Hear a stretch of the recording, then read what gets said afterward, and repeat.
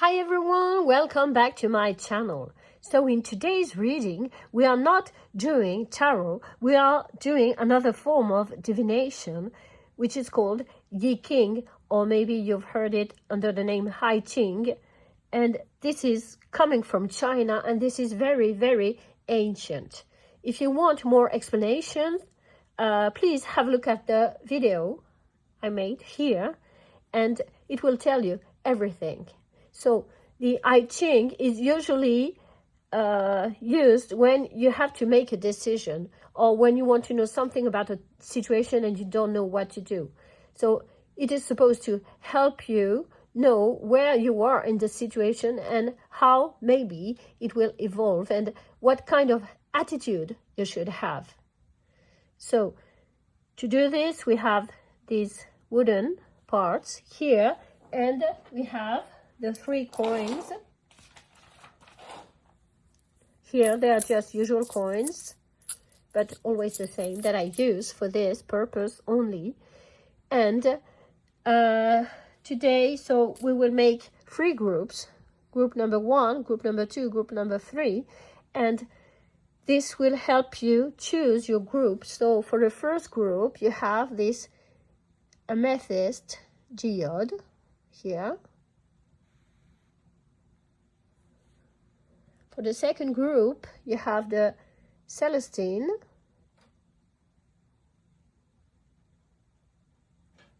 And for the third group, you have the apatite. So I hope this will help you choose which group you want to watch. You may watch all of them if you have several questions. Of course, follow your intuition. And I'm just going to say, see you in the reading. You have chosen the amethyst. Welcome. So let's try to build your hexagram. So I have my 3 coins here. I will just shake them and see what happens. We need to know, spirits, tell us what advice we can give our first choice here about this decision. So this is a broken line.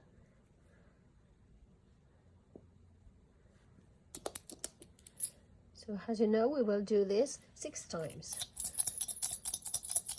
Spirits, what can you tell us about the decision that our first choice here has to take? Okay, so this time we have a full line with a mutant here.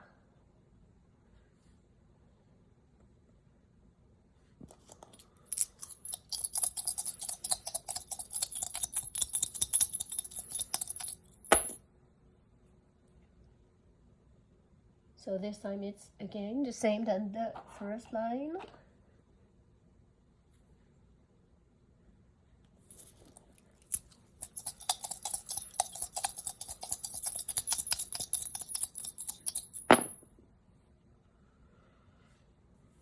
Okay, so this time we have a mutant double line. Maybe I will get this here.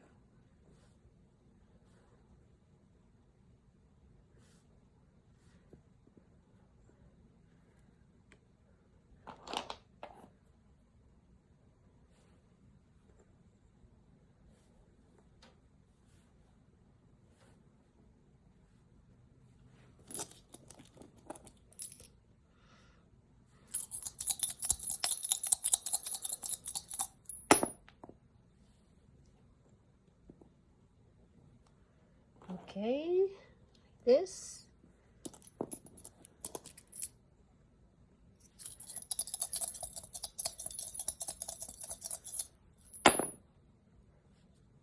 And again, we have a double here. So now we have the 6 lines for your hexagram with a mutant on the second line and on the 4th line here.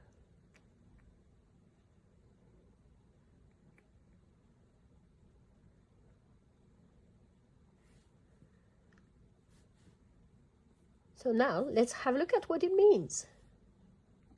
So you have number 29, which tells us you are facing some kind of dangerous situation here. It's as if the ground was crumbling beneath your feet.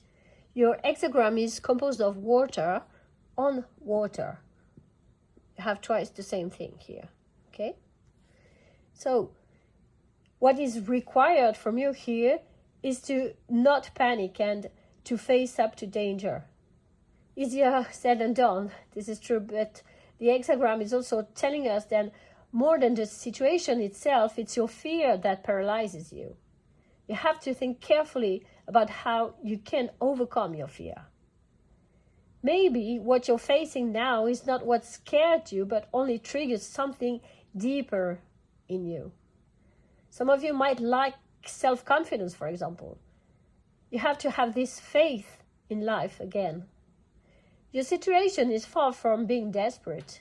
If you can keep a cool head, you should be able to get out of it without serious issues.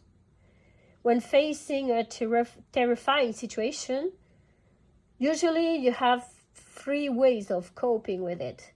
Either you let yourself overcome by fear and you can't react and you're like frozen, or you can pretend there is nothing to be afraid of and you stay in denial, or you can face the danger, keeping in mind that this is a new challenge and that you will learn something from it and that you will grow stronger from it.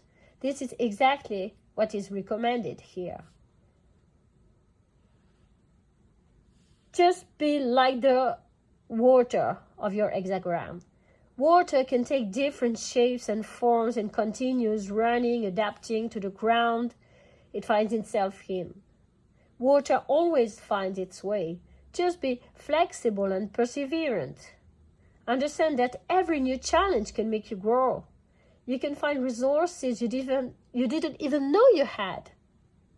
Danger stimulates creativity, and this is your creativity which will help you to find the right solutions to solve this problem that you have here. So, what are the mutants here, here, and here telling us? First of all, you know you can't solve everything with a snap of the finger. Try to address the small issues first. One important thing that I see here is that you seem ready to die on this hill, but this is not a good idea. Try to be more flexible like the water. Your attitude is too rigid for now, which can only lead you to a stalemate. You will have to review your position and to make more compromises if you want this problem to be solved. It might take time, but it will take less if you are willing to listen to what others have to say. So start with small issues, try to communicate, and ask for help. Take every help you can get, even if you have the impression that this won't change anything, because it will. So my first group, this was your reading, and I hope this will be helpful for you. I wish you all the best, and I will see you in your next reading. Hi, group number 2, welcome to your reading. So we will now build your hexagram, and to do so, we are shaking the coins. And so we have one broken line to start with. Spirit, what can you tell us about group 2's situation?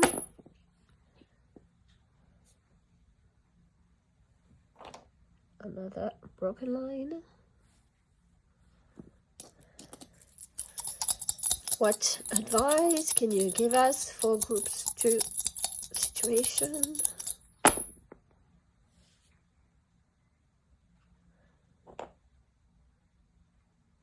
Okay, we'll do this 6 times so as to build your hexagram. Then we have another broken line.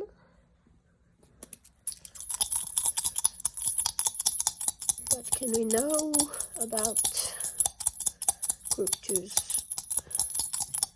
situation? So we have another broken line, and for your last line, what do we have?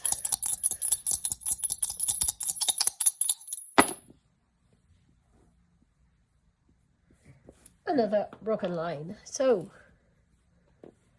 this is what we have today for you, group 2. This is your hexagram.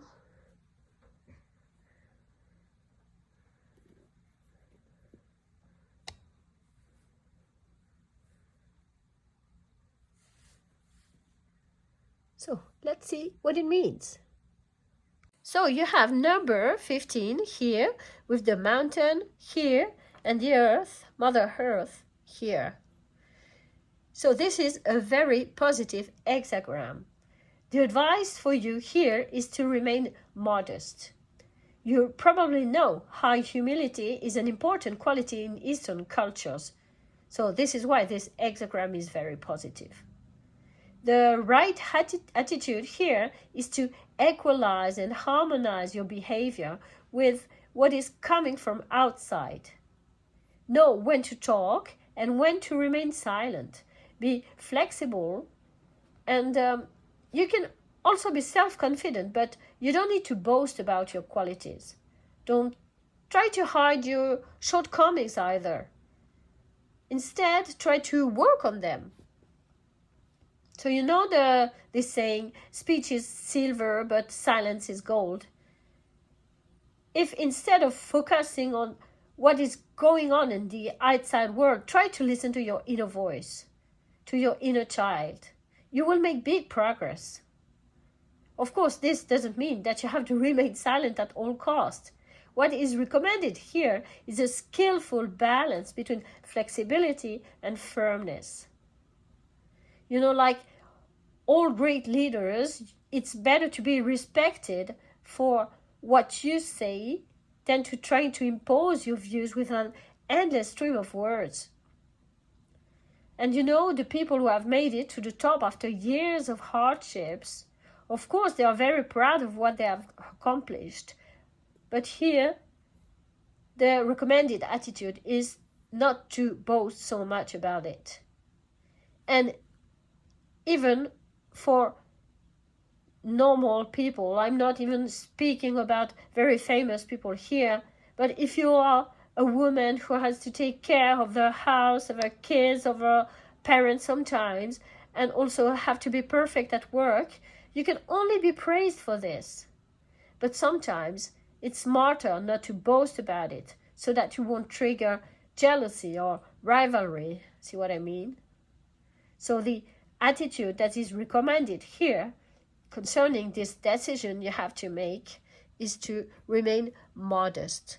And you don't have mutant lines, so it will probably remain like this for a little while.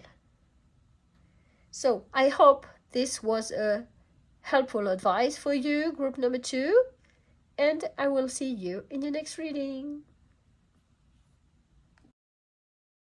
So group number 3, let's see what hexagram, what advice we will have for you concerning the situation, the problem that you have, the decision that you have to make today. So I will throw my coins and see what happens. So we have a broken line to start with.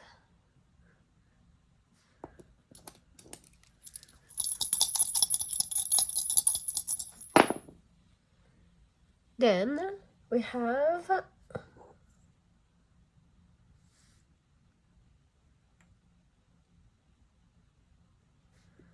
this. We will do this 6 times. Now we have a mutant line here.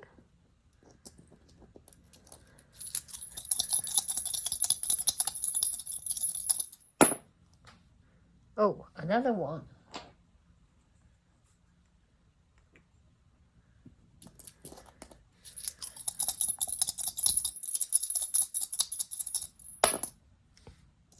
Then we have another broken line. And for the last one,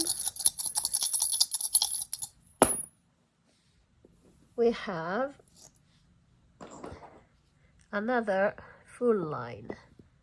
So I will put this here.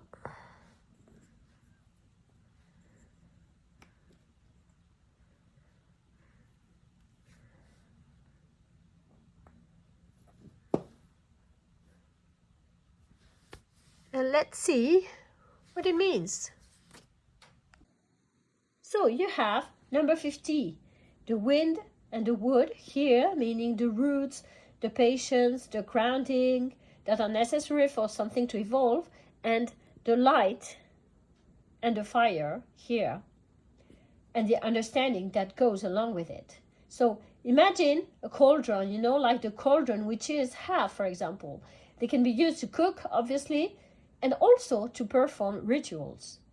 There was a tradition where people used to write on the inner side of the cauldron to let the deceased person of the family know about the latest news concerning their children or grandchildren or relatives.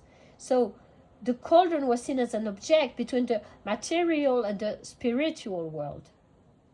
So if you're waiting for some good news from outside, they will come. Whatever your problem may be at the moment, it will solve by itself. If the decision you have to make is more about yourself, you may have to evolve a little to make it happen. The transformation which is about to happen will take time. You probably cannot see any changes for now. Things are cooking right now. You have to put all the ingredients in it. And then you just have to wait. So whatever your situation is, if you have put all your best efforts into it, it will bear fruits, even if you see nothing for now. The only thing you can do is just add a little spoon of this or that if you think it will be better this way. You have to wait, but it doesn't mean either that you can just rest. You have to take care of yourself in the meantime, making connections, reading books, anything that applies to your situation. Select what you need and what you don't need, what you can do to improve yourself and what is useless. So your mutants here tell me that you have to be careful with your lack of humility. It's good to know what you can do and to be proud of it, but don't become arrogant, please. Nobody likes that. Being a leader doesn't mean you have to impose your views on others. You have the required qualities for this. People might not yet be aware of it. So you can talk about this, but not in an arrogant way, you see? So I'm sure you will find the right way to make yourself known in any case. So my dear group number 3, this was your reading. I hope this will be helpful. And I will see you in your next reading.